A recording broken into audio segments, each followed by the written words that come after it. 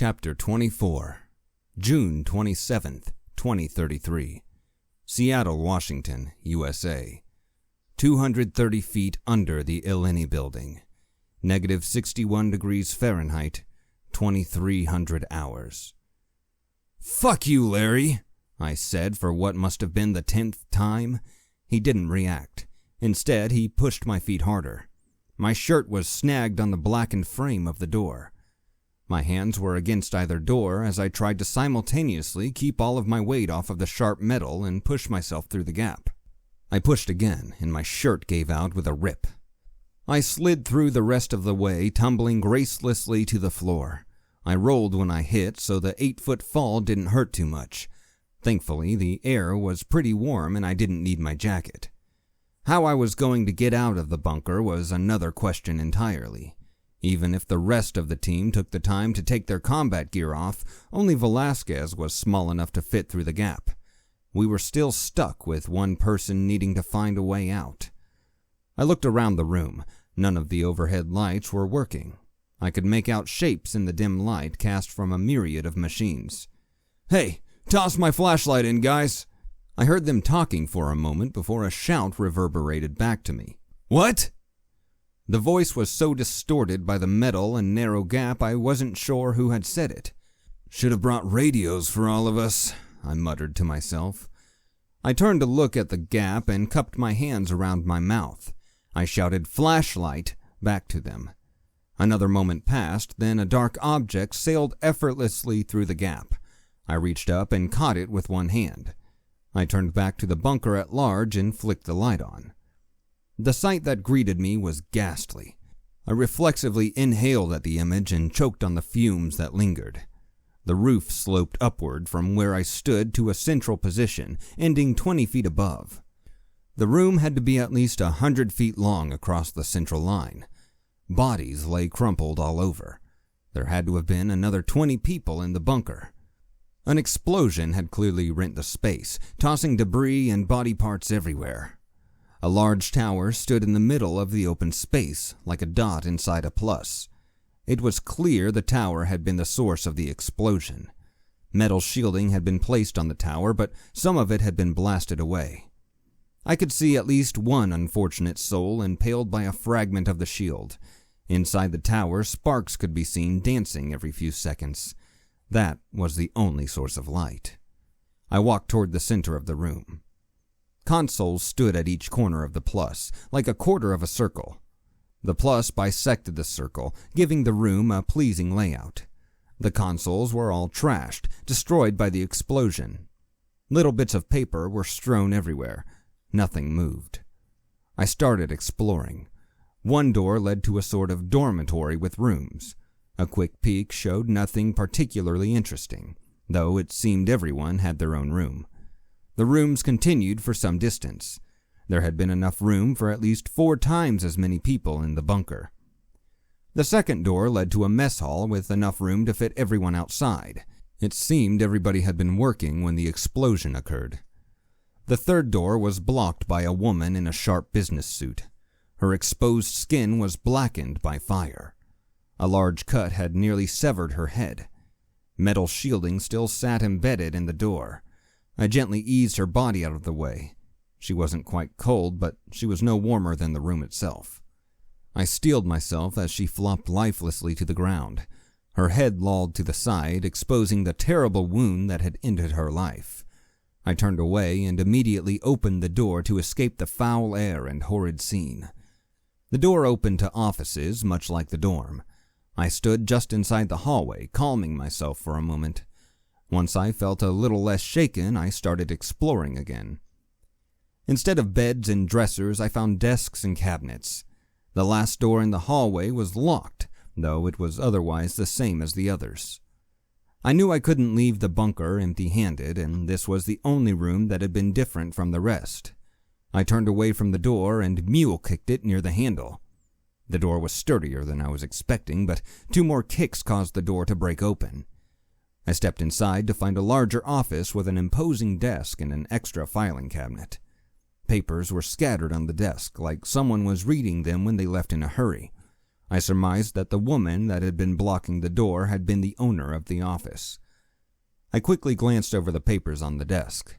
They had been working until just that afternoon, if the paperwork was correct. Based on the time noted at the bottom of the centered sheet, it was before the first explosion we had heard far above earlier that day. I read the note she had jotted down.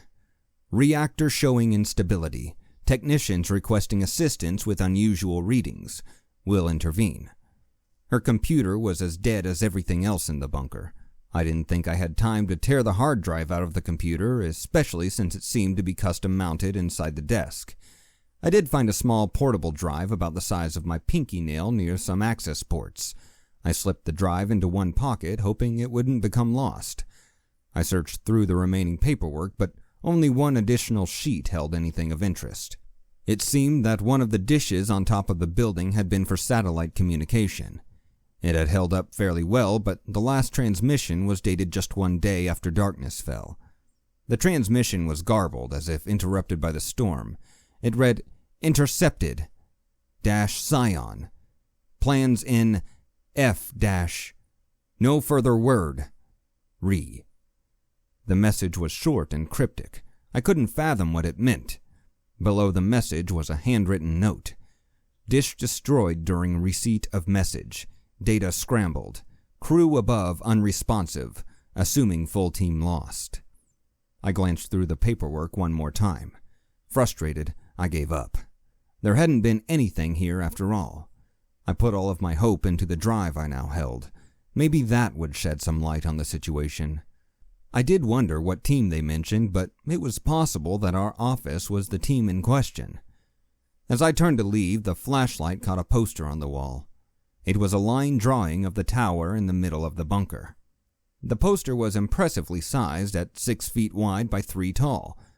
The poster was marked in the corner, MF Electrical Generator Mark II. I wondered what MF could stand for. A second image was next to it. It was 3 times smaller at 2 feet by 1. It had miniature markings on it. I traced the outline of the building, recognized the building above me. It showed the tower and even the bunker below. What really caught my attention was the fact that the tower had a dish on the roof, complete with a label.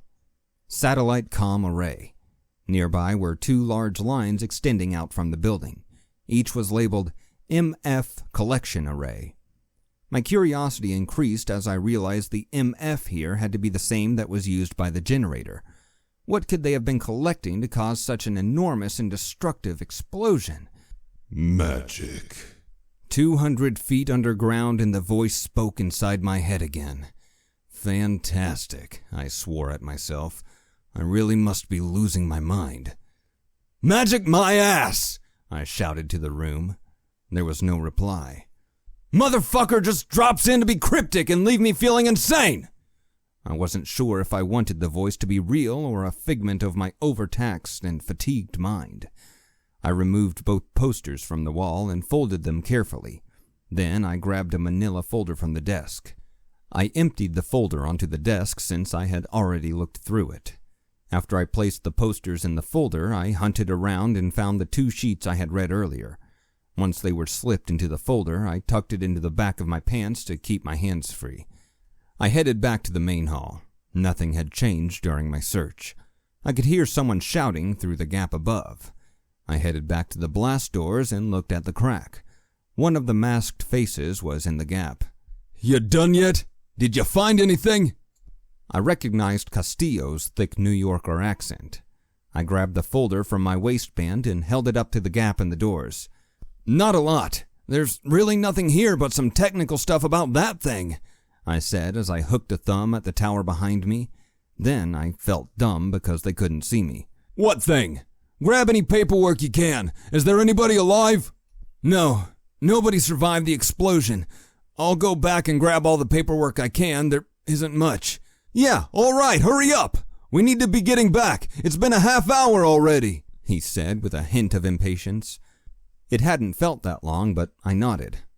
I'll grab the paperwork, then figure out how to get out of here. There might be some intact chairs I can use. Great, do that. I turned and jogged back to the office I had been in moments before. I found another folder and stuffed all of the rest of the paperwork into it. The folder bulged, but it was still less than an inch thick. I looked into the filing cabinets, but only found supplies and unopened stacks of printer paper. They had been set for the long haul down here. Now, nobody would use the supplies. I poked my head into each office as I walked back down the hallway. They were all neat without any papers to be seen. It was the first time I had ever seen a government operation without mountains of paperwork for everything. Perhaps it was all digital. Still didn't help me. All of the chairs were pointless to use as a step stool because they all had wheels. I stopped by the blast doors to drop the piles of papers, then walked over to the mess hall. The chairs were all bolted to the floor. As I was about to give up, I spied a small door nestled into the back corner. It was labeled Supplies. I walked over and opened the door, finding a ladder right at the front. I wrestled it out of the narrow room and carried it to the gap. Once it was set up, I climbed the ladder and handed the folders through the gap. After they were grabbed, I hauled myself up and into the gap. Once more, my shirt snagged on the jagged metal. Larry could just reach me as I pulled myself free. With his help, I was able to wiggle through and gracefully fall to the floor. Once I stood and dusted myself off, Castillo started questioning me. "Is this all you found?" he asked as he waved the 2 folders to punctuate his point. "No, but that's the only possibly useful thing I found. There's about 20 corpses in there. When the reactor blew, it killed everyone in the bunker at once. Just shit luck. Looks like when that ship thing crashed into the building earlier, it overloaded the reactor." "Oh yeah, and you figured that out how?" snarked Castillo. "The last night that was legible was from the apparent boss of the bunker. She wrote the time down, and I remember that being right about the same time the ship crashed. It was a few hours ago. The note is in there. They've been dead a while now." I pointed at the thinner folder with the posters. "Fuck, all right, I guess we're done here. Let's get back topside." I nodded and began to dress for the cold again. Castillo led the way over to the outer doors. They didn't move. He tried to open them by hand, but they refused to budge. "Fuck, are we trapped?" "Relax, Sarge," said Velasquez. He pulled a multi-tool out of his pocket. "Is there anything you don't have in there?" I asked. "Yeah, no beer, no weed, no women. I got everything else, including the kitchen sink," he said with a short laugh. Then he opened a panel I hadn't noticed. Behind the panel was a hand lever. He pulled it from the upward position to straight down. There was a hiss, and the doors started to open on their own. "Hydraulic release, in case of emergencies. That's why it says, in case of emergencies on the cover." "Shut it, Velasquez. You learned English like last week, fucker," said Thompson. I cracked up. I could even see Larry chuckling. It had been a horrible day for all of us. I could take any bit of levity we could get. The walk back up the ramp took no time at all. Unfortunately, the crushed elevator car was still there. There was no other shaft that we knew of. Even if there was, we wouldn't be able to scale it. I crawled onto the car first. My belay device was still attached to my climbing belt. I figured it was best to get moving. I clipped onto the line, then helped Larry through the gap. Once he was standing, I started slowly walking up the wall. I had my rifle hanging over my back. It was a drag, but Chin's body was a fresh reminder of what could happen when we grew too lax. The climb took significantly longer than the descent had. Coming down had taken maybe 5 minutes. Climbing up took more like 20. By the time I put my arms over the lip of the door to the warehouse, I was exhausted. I dragged myself across the threshold and unclipped from the line. I took a few faltering steps, then sat heavily. It had been a seriously draining day. My legs hurt. Worst of all, I was starting to feel a dehydration headache coming on. Then something clicked in my head. I instantly stood, rifle at the ready. My tack light switched on. I surveyed the warehouse all around, then back to the elevator shaft. "Possible contact! Hurry the fuck up!"